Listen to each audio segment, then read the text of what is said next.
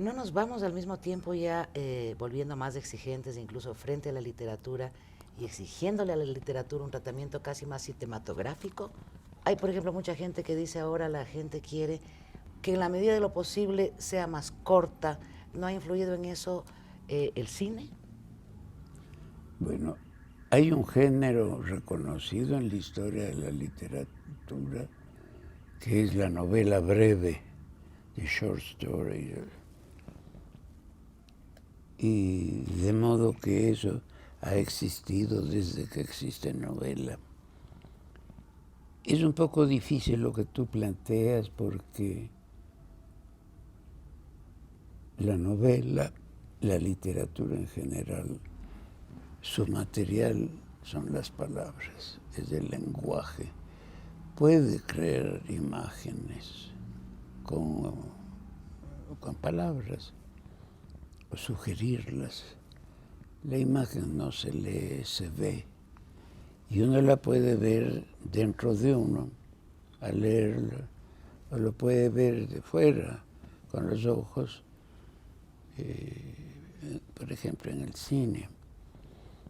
Recordando a Homero y a Borges, yo pensaba que la vista no es un sentido que le haga particularmente falta al escritor, pero no se ha conocido, no se ha sabido de escritores mudos, porque la literatura se basa en la lengua y en el lenguaje y en la utilización del lenguaje.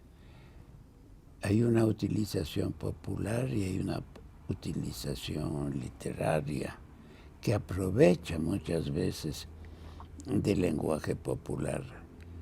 Yo no sé realmente qué está pasando en la literatura en el mundo ahora. Hay dos fenómenos, diría.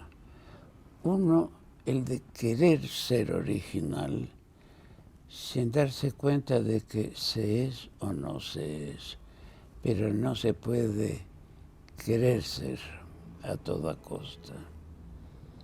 Lo otro es, está disociando la literatura de la vida y de la realidad. Hubo una ola, no sé si continúa, en las últimas cosas de Houellebecq en Francia o de los nuevos novelistas norteamericanos.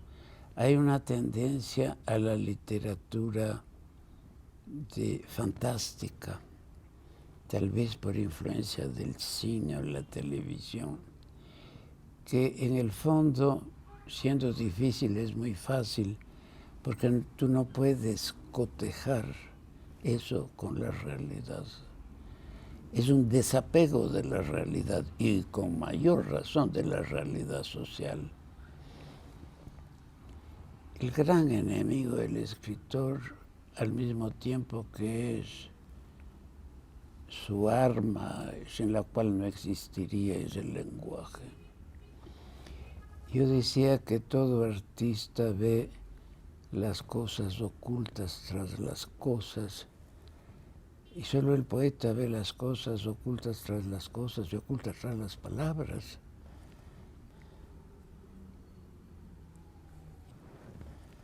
Entonces tiene que buscar por los recovecos del lenguaje, en esas concavidades que parecen vacías y que a veces es ese mismo vacío el que le sirve para crear ritmos y armonías, porque todo poema tiene un ritmo interior.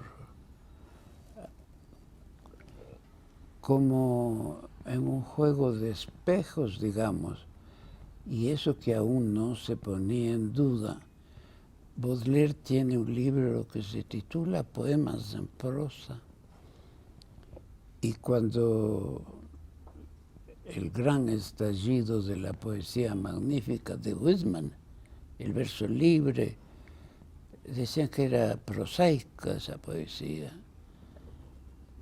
Y no hay poesía prosaica. Lo que se opone a la prosa no es la poesía, es el verso.